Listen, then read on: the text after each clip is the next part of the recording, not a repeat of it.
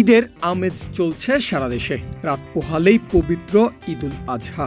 অন্য সবার মতো টাইগার ক্রিকেটাররাও এখন রয়েছেন নিজেদের পরিবারের সাথে। সংক্ষিপ্ত ছুটি কাটিয়ে তারা ব্যস্ত হয়ে পড়বেন শ্রীলঙ্কা সফরের জন্য। পূর্ণাঙ্গ সেই সিরিজ শুরু হবে টেস্ট ফরম্যাট দিয়ে। 2 ম্যাচের সেই সিরিজের জন্য ইতিমধ্যেই স্কোয়াড ঘোষণা করে দিয়েছে বাংলাদেশ ক্রিকেট বোর্ড, যেখানে দীর্ঘদিন পর ফিরেছেন পেসার ইবাদত হোসেন। 16 সদস্যের দল নিয়ে যখন শ্রীলঙ্কায় আরও একটা টেস্ট সিরিজ খেলতে যাচ্ছে টাইগাররা, তখন তাদের পেছনে রয়েছে ব্যর্থতার এক দীর্ঘ ইতিহাস। লঙ্কাদ্বীপে যে দলটা সফর করবে তারা যেন হারতে হারতে ক্লান্ত হয়ে যাওয়া একটা উপাখ্যানের প্রতিনিধি।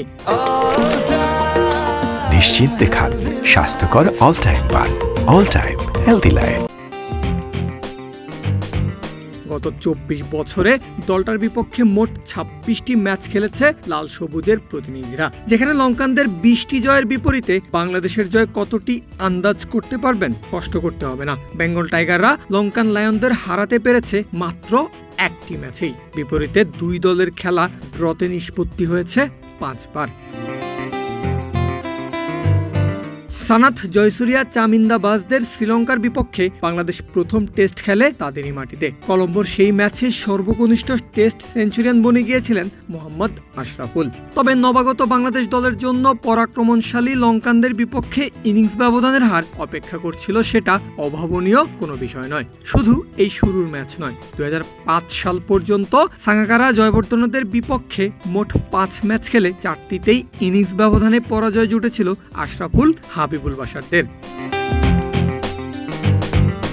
দিনের পর দিন গড়িয়েছে, প্রতিবার শ্রীলঙ্কার সামনে টেস্ট খেলতে নেমে মুখ থুবড়ে পড়েছে বাংলাদেশ। 2009 সাল পর্যন্ত টাইগাররা হজম করেছে 1 ডজন পরাজয়। বাংলাদেশের প্রথম অর্জন আসে 2013 সালে গলের মাটিতে ড্রয়ের ঘটনাটি। সেই ম্যাচেই প্রথম বাংলাদেশি হিসাবে ডাবল সেঞ্চুরির স্বাদ পান মুশফিকুর রহিম। আর মোহাম্মদ আশরাফুল ফেরেন 190 রান করে ডাবল টন মিসের বিশাল আক্ষেপ নিয়ে। একই ম্যাচে সেঞ্চুরি করেছিলেন নাসির হোসেনও। এরপরের 4 ম্যাচে আরও একটা ড্র করেছিল বাংলাদেশ। 4টা বছরও পার হয়ে গেছে সেখানে। 2017 সাল অবশেষে নিজেদের 100তম টেস্ট ম্যাচে এসে শ্রীলঙ্কার বিপক্ষে বহুল অনাকাঙ্ক্ষিত জয়টা পেয়েই যায় মুশফিকের নেতৃত্বে খেলা বাংলাদেশ। সেই ম্যাচে সেঞ্চুরি করেন সাকিব আল হাসান, সাথে নেন 6টা উইকেটও। কিন্তু সেই শেষ। এরপর গত বছর পর্যন্ত আরও 8 বার মুখোমুখি হয়েছে বাংলাদেশ শ্রীলঙ্কা, যেখানে 3 বার ড্র করলেও একবারও জয়ের মুখ দেখেনি টাইগাররা। 1 বছরের বেশি সময় পর এবার আবার এমন এক সময় শ্রীলঙ্কা সফরে যাবে বাংলাদেশ, যখন তাদের সর্বশেষ খেলা টেস্ট সিরিজে জিম্বাবুয়ের কাছেও হেরেছে একটা ম্যাচ। পরে আরব আমিরাত ও পাকিস্তানের বিপক্ষে টি20 সিরিজ হারও মানসিকভাবে পেছনে ঠেলতে পারে বাংলাদেশকে। পরিসংখ্যান পড়ে থাকবে কাগজে কলমে। 29 জুনের পর জানা যাবে বাংলাদেশের ঝুলিতে জয় সেই একটাই থাকে, নাকি সাফল্যের পাল্লাতেও আসে কিছুটা ওজন।